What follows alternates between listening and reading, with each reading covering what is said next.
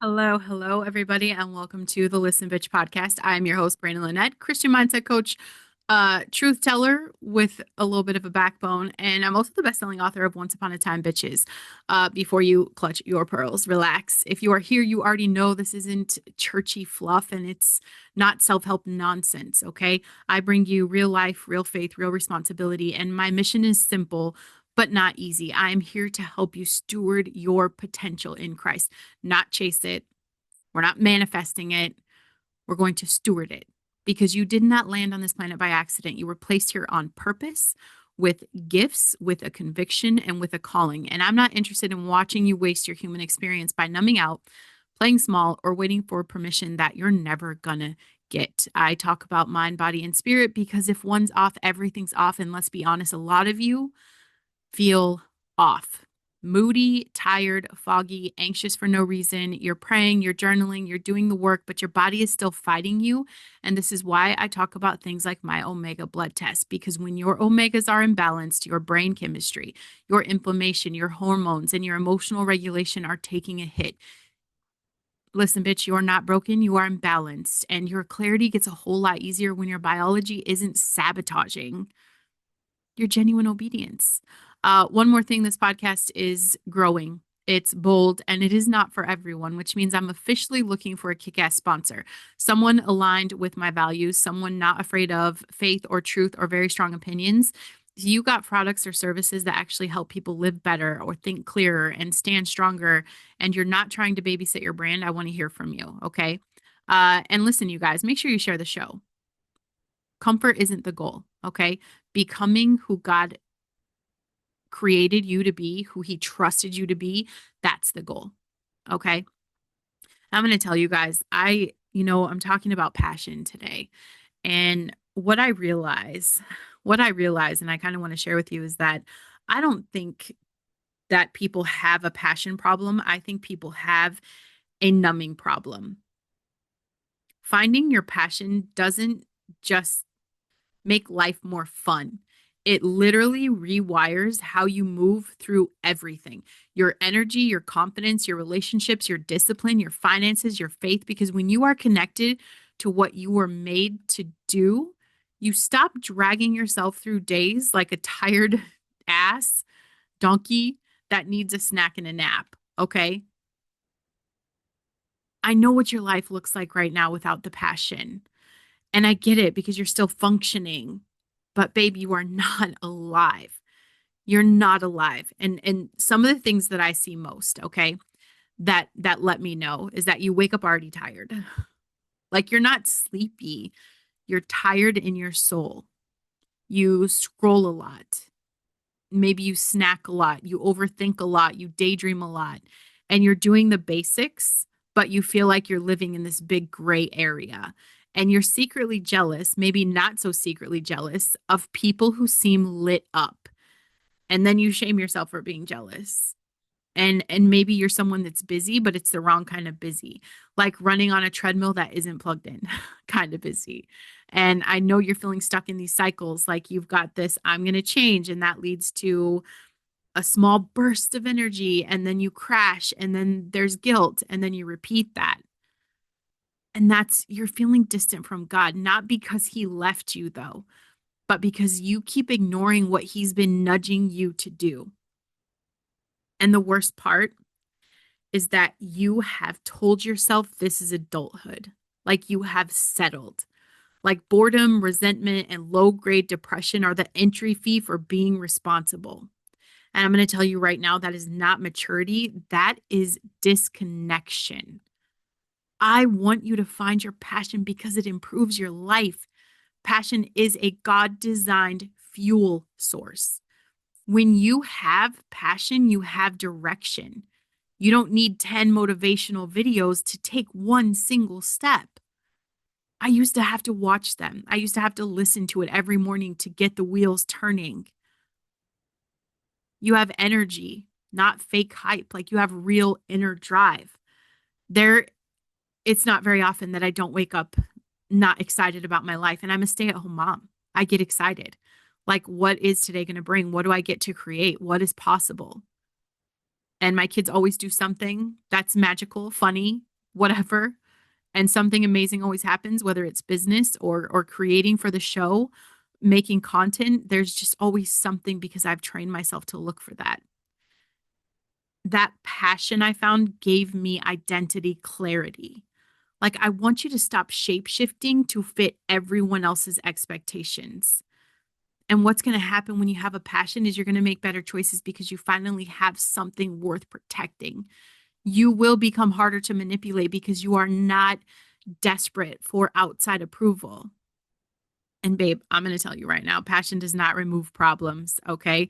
It gives you a reason to face them without folding. Passion is like power steering, okay? Life without you, life without passion is like your muscle turning the wheel with both hands. My husband had a truck that had no power sweating, and it would take me like power steering. It'd take me everything to get to turn this truck. Like my hands are sweating. I'm frustrated. I'm overcorrecting. Now my car has power steering. It's like passion. All of a sudden, life has turns, but you're not fighting it. It's not taking so much to get around the bend. Passion is like your oxygen. You can't live without it, but you are going to live like you're breathing through a straw, always anxious, always depleted, always depressed, always unmotivated. Passion is like a fire alarm because when something isn't right, passion makes it impossible to stop pretending. It wakes you up. It doesn't let you settle. And it is God given. I'm not special in some way that God just gave me a dose of passion to wake up and go. I'm not special. I just realized that He put it in me, and that's all you have to do. It's your internal compass. What's happening without passion is that you're following whoever is the loudest. You're following other people's opinions. You're following money pressure. You're following trauma patterns. You're following trends. You're following fear. And people think passion is this huge lightning bolt. Like one day I'm going to wake up and I'm going to just know. How many times have you said that? Passion is like a little breadcrumb trail. It shows up as like a pull, just a little bit of curiosity, a little bit of spark, a grief, a holy dissatisfaction. And it usually starts tiny. And there are tangible steps, you guys, to find your passion. So first thing I'm going to tell you right now is stop asking what's my passion. You have to ask a better question. So I'm going to give you some questions that I want you to ask yourself today. If you don't already know what your passion is, number one, what makes me feel more like myself? What do I do that makes time disappear? What topic do I never get tired of talking about? What problem do I keep noticing everywhere? What do people come to me for naturally? What injustice makes me mad in a very productive way? I'm telling you, passion is often attached to a burden. And that's why I do what I do, because I had this burning desire for potential and for growth and to keep going and to be able to tap into that unlimited potential, realizing and putting that together with Christ. And now my passion is to help you because I see that burden. I see the heaviness because I lived through it. I see the struggle of what it's like to not have passion and not have drive. And what happens is God is going to let you feel the weight of something because you're meant to help carry it differently. I I want you to track your aliveness for 7 days. I'm not saying your productivity, okay? This is not that episode. I'm talking about aliveness. Every day I want you to write 2 lists. Alive moments, like when did I feel clear? When did I feel energized? When did I feel engaged? When did I feel brave? When did I feel warm? When did I feel excited? These are all the things I feel when I record the podcast, when I'm talking to you about your potential. Time disappears. And the drain moments, when did I feel heavy and resentful and avoidant and foggy and irritated? Patterns show up fast when you pay attention. And you have to identify your return points because your passion will leave clues in what you return to. So even if you quit, even if you got embarrassed, even if you got distracted, what do you keep circling back to? That is not random. That is a thread. So I want you to do micro experiments instead of waiting for the certainty because certainty is overrated, right? we know that obedience is so much better. So I want you to pick 1 to 2 ideas and run a 14-day test. You're going to want to write about this daily for 10 minutes, 10 minutes of your day, set a timer or record a short voice note. Okay. Make one piece of content about it. I want you to volunteer or shadow someone or take a class or serve in that lane. Join a community that does that thing. Passion grows by contact. Okay. It's not going to grow by you sitting back and contemplating whether or not it's your passion. And remove the numbing. This is, again, a very unsexy part of life. You can't feel passion if you're constantly sedated by coping mechanisms. Okay. If you think your life sucks, if you're depressed, stop drinking, stop doing drugs, and that includes smoking weed. Stop the shit. Stop all of that. Because you numbing and then fucking complaining about your life every day, it's exhausting for everybody. Like, nobody should have to be a part of that. Like, you get your shit together. Stop numbing. You cannot feel passion when you're numb. So that includes doom scrolling. That includes the people that stay busy. Okay. That includes staying places that drain you. That includes constant comparison. You do not find passion by adding more. Sometimes you find it by removing what's like suffocating your soul. Okay. Ask God a direct question and then shut up long enough to hear. God, what did you build me for that I've been avoiding? And then just shut up and see what he shows you. Or, ask him, like, where am I trading obedience for comfort? What am I pretending not to want? Then I want you to listen, journal, walk, pray, let the discomfort speak. Let it speak because your calling is going to offend your coping. You understand you're going to feel uncomfortable and you're going to feel like a little bit of rage and a little bit of frustration. It's a temporary discomfort. Get through it. If you had a life of passion, let me paint this picture. You have a life of passion. This is how I wake up. I wake up with something pulling me forward. I don't need permission from anybody. I just need that alignment. You'll just need alignment.